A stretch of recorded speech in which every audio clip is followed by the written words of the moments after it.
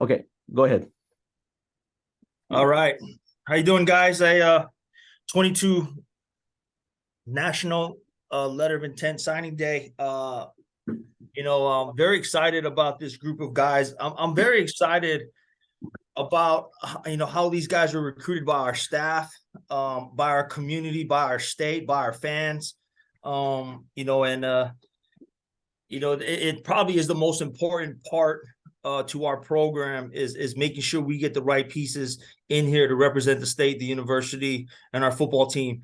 I thought we did a really good job of signing these guys, getting these guys to this date on this 21st. As you know, geographically, we're here, and a lot of our recruits are there, in the mainland. But we held on tight, and it was a really good job. I felt by a total overall effort again by our staff, our athletic department, the fans of UH, and the state. And it was an overall effort. For one reason or another, whether it's a family member or it's a connection somewhere here. It's the people. I'm twittering it out where we're at and what we're doing on these weekends. And we had 3 big recruiting weekends, and we landed a bunch of these guys. And it was a total overall effort. And I can't thank everybody enough in this state. And if we're the flagship program, and we're football is king in Hawaii, and we're the team. The state showed out for us, and I'm very excited about these guys that we signed in this class. Any questions? All right, Kyle, go ahead.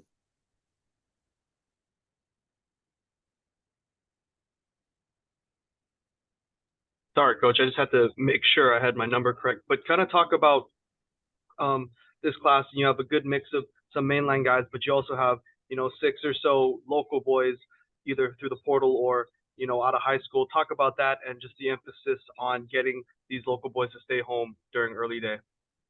Yeah, no doubt. In the 23 young class, we signed the offensive player of the year, quarterback John Sagapolo-Tele out of Punahou. Really love what John does. Really love his family. Saw this kid grow up, him and his younger brother. He did an amazing job this year leading his team. I know he's trying to get a back-to-back track gold medal back again, and so I'm anxious to see him compete this spring, but can't wait to get him on campus. By way of another, we got some gray shirts in here that are coming back in. We've done well with some gray shirts. Arguably the best athlete and our best player that ever played at Waipahu. There's some special talent out of Iolani Campbell.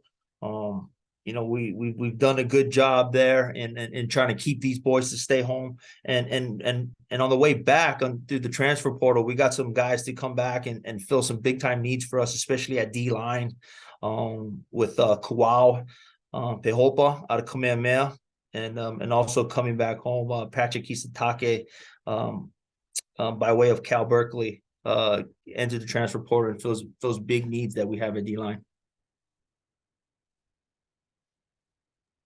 Brian, go ahead. Or BMAC. Hey, Coach Chang. You credited your staff a little while ago with the effort recruiting these guys. I was wondering, for you personally, what did you kind of see your role as either closing the deal in some of these cases or taking an active role in the recruitment of some of these guys? Yourself being still in that first 12-month period as a head coach, how do you kind of see your role in that?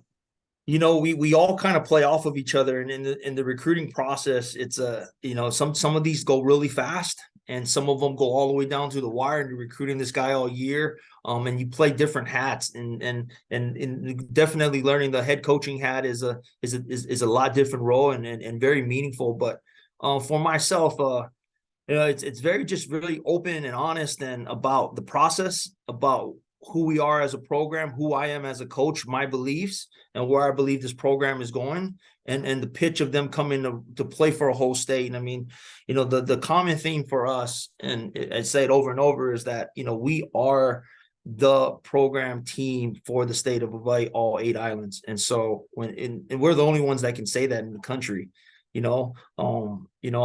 Every 6 o'clock game can't play them enough. 6 p.m. there's millions of people watching. There's only one show in town. And so we're going to get back to that exciting brand of football of run and shoot and throwing the ball all over the place and playing some hard physical defense. And so, I know what I got in the cabinet on offense and there's a lot of developmental guys, and we develop guys. We coach guys up. We can take guys to the next level, and we really believe that. I had a guy play on Monday night, and I had a guy play on this past Sunday Night Football. And so, you come here and you get coached up, and you get a chance to play at the NFL at the highest level. But at the same time, you're playing in front of millions of people, and we're going to have fun doing it in front of our own state and in front of our own fans. Reese, go ahead.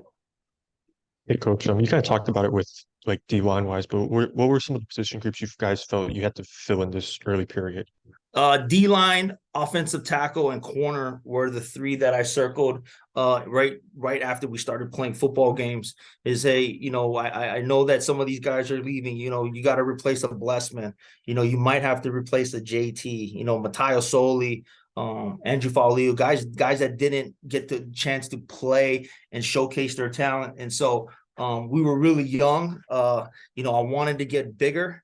When you line up at the first game against Vanderbilt, and you see those SEC type guys, when I played and I see my teammates coming back around, I run into Isaac Sopawonga, I run into Travis LeBoy, and I run into Lance Samuseva and all these different guys. I mean, these are humongous guys. I mean, Tony Akban was just walking through our halls, and Tony and Ikaika Lama-France came at the same time. I mean, you're talking 6'7" former basketball players. And so we wanted to address our size, our length, and especially our speed. And so if you got those things with the Patrick Kisitake at 6'5", you got Elijah Robinson at 6'4". Just going down the list, you got a Zoran Patel, a young kid at 6'4". You're gonna start to fill some of these needs immediately. At receiver, I like them long and guys that can run, and we felt we did that with Stephen McBride and McLean.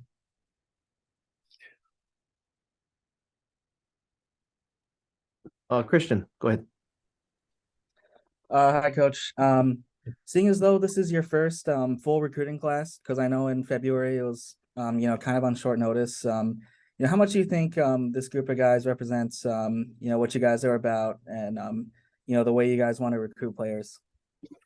Yeah, you recruit them through the process, and then when they get here, that's another learning curve and a learning stage, and they got to understand the standard of what we are and what we demand and where we want this program to be and what it's going to take. And so you find those things out as you watch them and their body of work each and every week, each and every day. But through the process, I really like the guys that we have recruited. I felt like it takes certain type of guys to want to be here and want to represent the state, for the island boys that to stay home and have that pride and put that pride in and put the islands on their back and represent. It's one type of it's a one type of kid, and then also the guys that are coming from the mainland and making that commitment to get in that airplane and fly over the Pacific. That's another type of commitment. And so we want guys that want to be here and want to represent what we are and what we are as a people and a culture.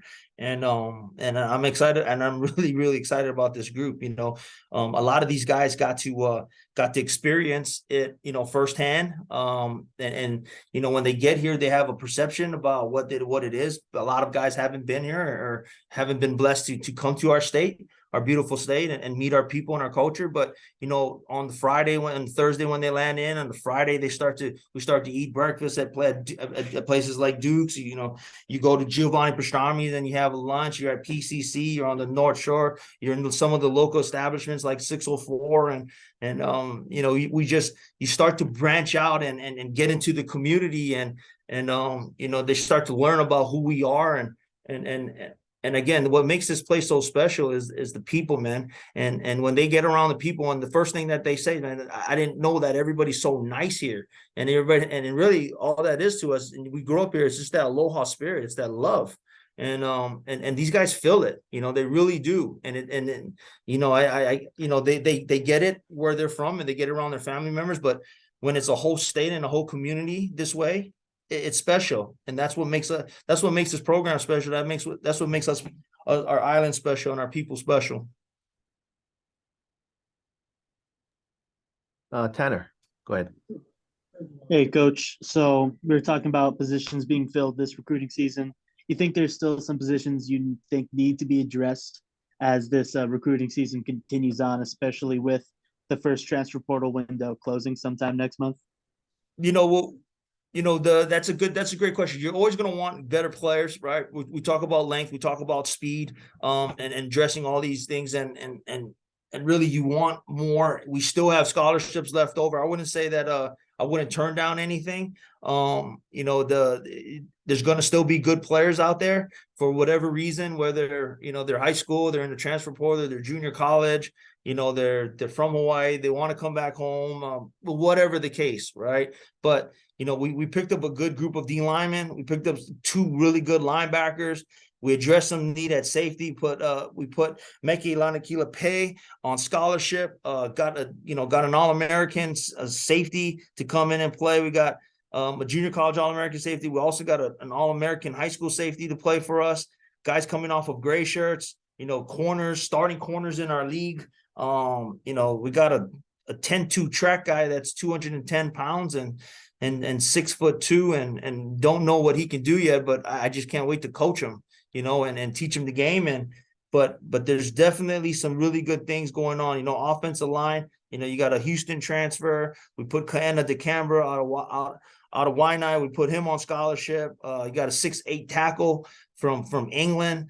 You can't teach that size, right? And so there's really some exciting developmental guys mixed in with some immediate impact need guys. And that's really what our team, it needs. It's going to get a spark. And I think when we line up, in August, it'll definitely be a different looking team than where we were when we left San Jose on that Thanksgiving weekend. Steven, go ahead. It just seems that this was a kind of a challenge with the rule changes that kept happening in recruiting throughout the year.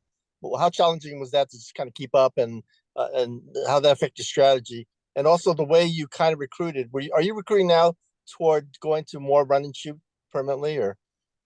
Okay, the rules definitely make it challenging, Steven. I thought our athletic department, our compliance did a great job of trying to keep us up to date with the new changing rules, the landscape. You got to play by the letter of the law, and with NILs and transfer portal dates and all these different signings. There's a whole administrative process that has to get done. We have to get their grades in, and our administration did an unbelievable job of getting the grades and what these guys have for classes and if they qualify to be in. Serinda did an unbelievable job. I mean, she's a one-man show, man, and she knocked it out of the park. But when these guys, when the portal opens and these guys pop up, we try to go after the best ones, especially if we have a connection, we know they look the part, they're the best guy, they're the best fit for us. And so I thought we did a really good job of collectively as a department of staying on top of it, and that's all credit to these guys at the university. The recruiting as far as going towards run and shoot, we did get some we got 2 long receivers, but we got a bunch of babies, man. I mean, they had to grow up fast, and we put them in the fire, and I'm really excited about what this offseason holds for us. I think that's the next thing moving forward, is that we're going to have a spring ball here in February. And very shortly, they're going to come back here on January 8th and report at 4:00 in our lecture hall. And we'll get this thing started. But that's the next thing, is that we got to have a great offseason, and really get what we dialed in on defense, offense, and special teams fundamentals, and build our standards and build off of what we created last year. Kyle, go ahead. Coach, I remember when you took the job and when you start, talking about recruiting, you use the metaphor, cast your net across the Pacific. But there's one player in this early class that kind of stands out. Freddie Pelling. How did out of England and then Garden City? How did he kind of get on your guys' radar? Yeah, Freddie comes through the there's an NFL development group that they're starting to the NFL is starting to branch out, globally. And Freddie is Freddie along with other people that are interested in playing American football are starting to take interest, right? And so Freddie ended up at a junior college in Kansas, and we knew about him, we watched him. He ended up, he's only 2 years of playing football, but we watch him. He moves well. He's a long, can bend.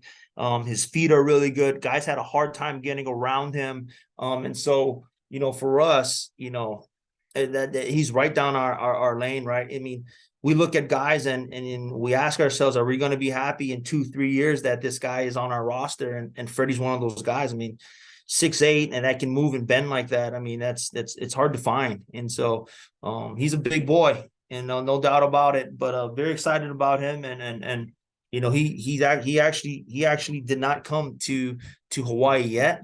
He's back home in England for the holidays, and he'll be back here in January. B-Matt. Hey, Coach. Right now I'm seeing 20 guys on your official signee roster on the website. Do you anticipate any more coming in throughout the day?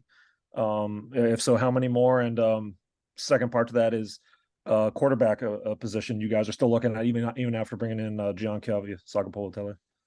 Yeah, the quarterback position is sold up. We're right now we're really happy with what we have in the room. 20 guys, don't know which 20 you have, but I think we do have a bigger number than 20 that some guys will come in and bless this program in the state. And so depending on what 20 you have, I think there's still some more guys out there. I'll get you guys the final list. I think we're up to 26 right now, so the website's a little bit behind. But after we get off the call, I'll be sending out the full list. Any other questions? All right. I think that's it. Thanks everyone for joining. All right, boys. You guys Thanks, have a good Coach. one. Thanks, Coach. Merry Christmas. Merry Christmas, guys. Thank you, Coach. Merry Christmas. Merry Christmas.